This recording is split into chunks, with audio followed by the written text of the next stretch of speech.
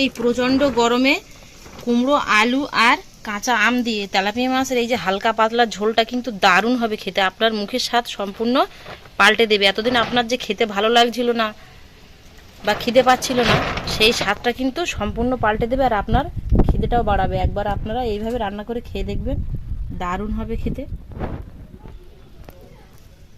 নমস্কার বন্ধুরা, সুপ্রিয়া কিচেনে আবারও আপনাদের সবাইকে স্বাগত জানাই। এই প্রচণ্ড গরমে মুখের স্বাদ ফিরিয়ে আনার জন্য কুমড়ো আর কাঁচা আম আর মাছ দিয়ে একদম হালকা পাতলা একটা রেসিপি আপনাদের সাথে শেয়ার করব। তো প্লিজ বন্ধুরা, আপনারা পুরো ভিডিওটা প্রথমের থেকে শেষ পর্যন্ত দেখবেন, আশা করছি আপনাদের ভালো লাগবে।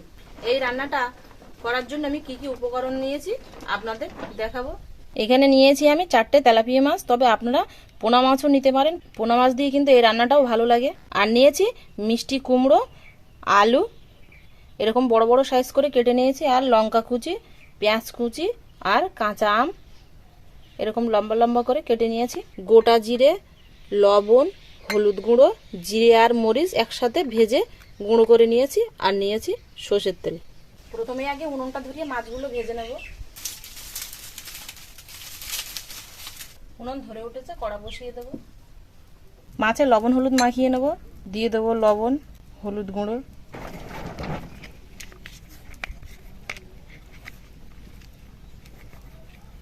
কড়াটা প্রথমে ভালো মতো গরম করে নিয়েছি। এবার দিয়ে দেবো সর্ষের তেল। তেলটা ধোঁয়া ওটা গরম হয়ে গেছে। এবার এর মধ্যে মাছগুলো দিয়ে ভেজে নেব। মাছের এক পিঠ ভাজা হয়ে গেছে, উল্টে দেবো।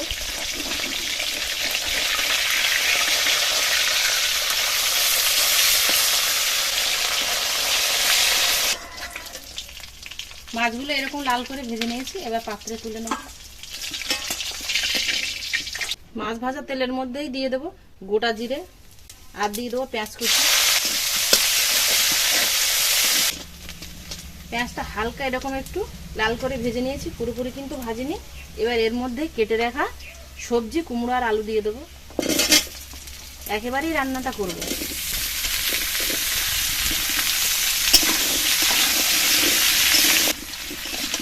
কুমড়ো আর আলুটা মিনিট খানেক মতো ভেজে নিয়েছি। এবার এর মধ্যে লবণ দিয়ে দেবো, আর দিয়ে দেবো হলুদ গুঁড়ো। চাপা দিয়ে দিয়ে কষাবো। উনুনের আঁচটা মাঝারি রেখে চাপা দিয়ে দিয়ে কুমড়ো আর আলুটা খানিকক্ষণ ভেজে নেব। কুমড়ো আর আলুটা চাপা দিয়ে দিয়ে খানিকক্ষণ কষিয়ে নিয়েছি। দেখুন কুমড়ো আর আলুর গায়ে এই যে লাল লাল দাগ হয়ে গেছে। এবার এর মধ্যে জল দিয়ে দেবো। দিয়ে দেবো জল।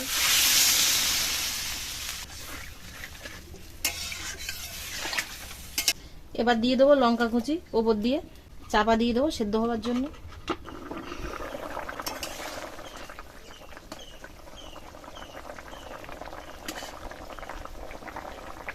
কুমড়ো আর আলু সেদ্ধ হয়ে গেছে, আর ঝোলটা ফুটে ফুটে বেশ অনেকটা কমে গেছে।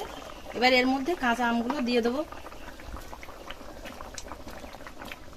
চাপা দিয়ে আরো 1 মিনিট রান্না করে নেব। চাপা দিয়ে 1 মিনিট রান্না করে নিয়েছি। আমগুলো এই যে সেদ্ধও হয়ে গেছে। এবার এর মধ্যে ভেজে রাখা মাছগুলো দিয়ে দেবো। আগে লবণ দিয়েছিলাম, সামান্য একটু কম হবে, তাই পরে আর একটু লবণ দিয়ে দেবো। দিয়ে দেবো 1 চামচ চিনি। মাছ দিয়ে মিনিট খানেক ফুটিয়ে নিয়েছি। এবার ভেজে গুঁড়ো করে রাখা জিরে আর মরিচ গুঁড়ো দিয়ে দেবো।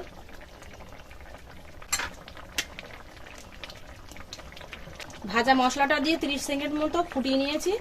রান্নাটা হয়ে গেছে, এবার নামিয়ে নেব।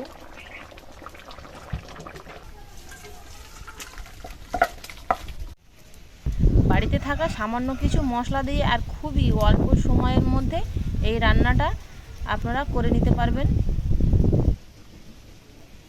এই প্রচণ্ড গরমে মাছ দিয়ে হালকা পাতলা এই রান্নাটা কেমন হলো অবশ্যই কিন্তু আপনারা কমেন্টে জানাতে ভুল করবেন না। এতক্ষণ আমার সঙ্গে থাকার জন্য আপনাদের অনেক অনেক ধন্যবাদ। আবারও দেখা হচ্ছে আপনাদের সাথে পরে নতুন কোনো রেসিপিতে। ততক্ষণ আপনারা সবাই ভালো থাকবেন আর সুস্থ থাকবেন। আজকে কিন্তু আর এত গরমে এখানে রৌদ্রে আর বসে খাওয়া যাবে না, সেই জন্য খাবার ভিডিওটা আর আপনাদের দেখালাম না।